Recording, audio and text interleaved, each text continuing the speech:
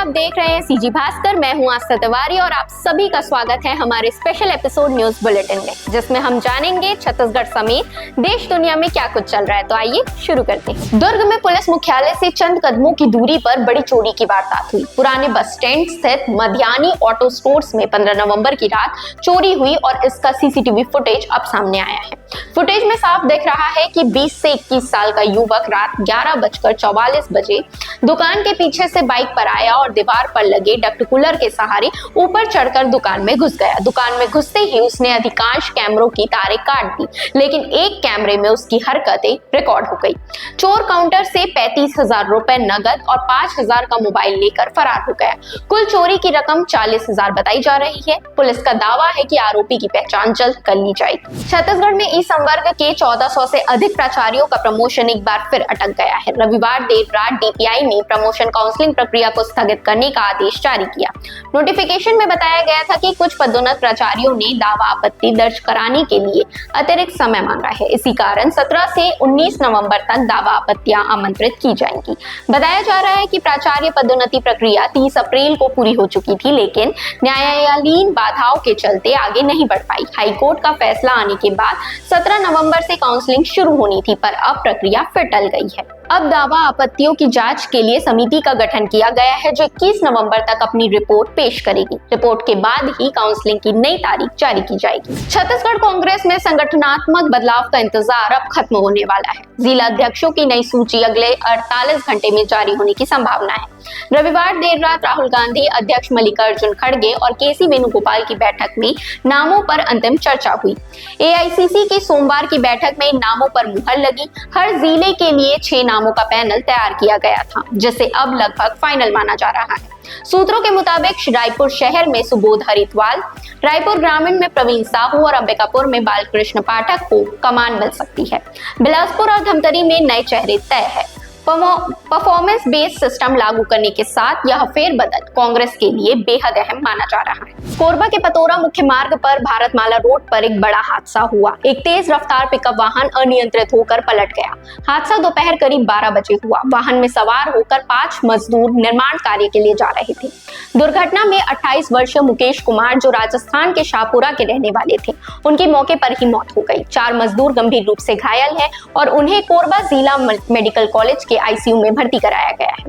स्थानीय कर्मचारियों ने मृतक के परिजनों को सूचना दे दी, जो कोरबा के लिए रवाना हो चुके हैं। पुलिस ने जांच शुरू कर दी है और परिजनों के आने के बाद आगे की कानूनी कार्रवाई की जाएगी। छत्तीसगढ़ के सारंगढ़ बिलाईगढ़ जिले के ग्राम कपिस्दा में प्रस्तावित चूना पत्थर खदान को लेकर ग्रामीणों का गुस्सा फूट पड़ा। खदान से 5 गांवों के करीब 2000 लोग प्रभावित होने की आशंका है। इसी विरोध में ग्रामीण 16 नवंबर की सुबह से रात भर धरने पर बैठे रहे। Green sustainable manufacturing private limited company यहाँ 500 एकड़ जमीन में खदान खोलना चाहती है। ग्रामीणों का आरोप है कि खेत और निजी जमीन अधिग्रहित होने से उनका पूरा जीवन यापन प्रभावित होता है। 17 नवंबर को होने वाली जन सुनवाई को ग्रामीण तुरंत स्थगित करने की मांग कर रहे हैं। पुलिस बल तैनात है, लेकिन महिलाएं, बुजुर्ग और बच्चे डटे हुए हैं। ग्रामीणों का साफ कहना है कि वो किसी भी कीमत पर खदान नहीं खुलने देंगे।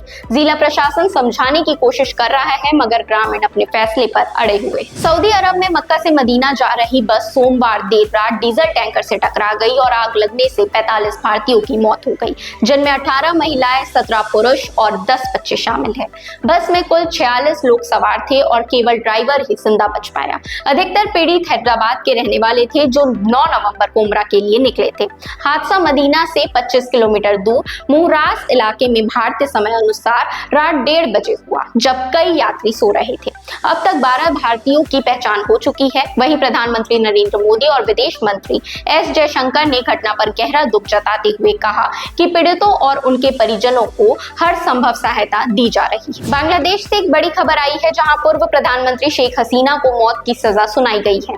ढाका के इंटरनेशनल क्राइम्स ट्रिब्यूनल ने उन्हें हत्या के लिए उकसाने और हत्या का आदेश देने का दोषी करार दिया है। अन्य मामलों में उन्हें उम्र कैद की सजा दी गई है।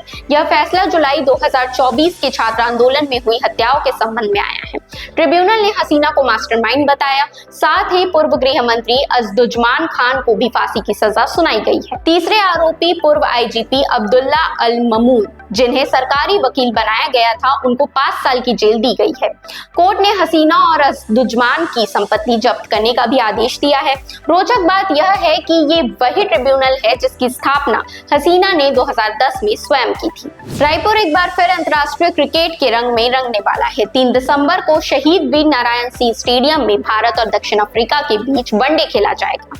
बीसीसीआई ने शेड्यूल जारी कर दिया है और 17 नवंबर को छत्तीसगढ़ राज्य क्रिकेट संघ क्रिकेट दरें और व्यवस्थाओं की जानकारी देगी। यह मुकाबला 3 मैचों की सीरीज का दूसरा वनडे होगा, जिसकी शुरुआत दोपहर 1:30 बजे और टॉस 1 बजे होगा। मैच की घोषणा के बाद स्टेडियम में तैयारियां तेज हो चुकी है। खास कटाई, पिच तैयारियां, नई एलईडी स्क्रीन की फिटिंग और टूटी कुर्सियों की मरम्मत लगभग पूरी हो चुकी है। रायपुर के क्रिकेट फैंस के लिए ये बड़ा मौका है। टीम इंडिया यहाँ सिर्फ दूसरा वनडे खेलने आ रही है। अभिनेता इमरान खान करीब 10 साल बाद बड़े पर्दे पर वापसी करने जा रहे हैं। 2015 में रिलीज हुई उनकी आखिरी फिल्म कट्टी बट्टी के बाद इमरान ने इंडस्ट्री से दूरी बना ली थी। अब वे निर्देशक दानिश असलम की नई रोमांटिक कॉमेडी फिल्म से वापसी करेंगे, जिसमें भूमि पेडनेकर लीड रोल में होंगी। मीडिया से बातचीत में इमरान ने कहा, वे ना पैसे के लिए लौट रहे हैं, ना स्टारडम के लिए, बल्कि वे अपनी कला और दर्शकों से फिर से जुड़ने के लिए वापस आ रहे हैं। जाने तू या जाने ना से करियर शुरू करने वाले इमरान ने बीते साल फैमिली पर फोकस किया और अब दोबारा करियर को आगे बढ़ाने के लिए तैयार है। फिलहाल अभी के लिए इतना ही। बाकी अपडेटेड रहने के लिए आप हमारे चैनल सीजी भास्कर को फॉलो और सब्सक्राइब जरूर कर लीजिए।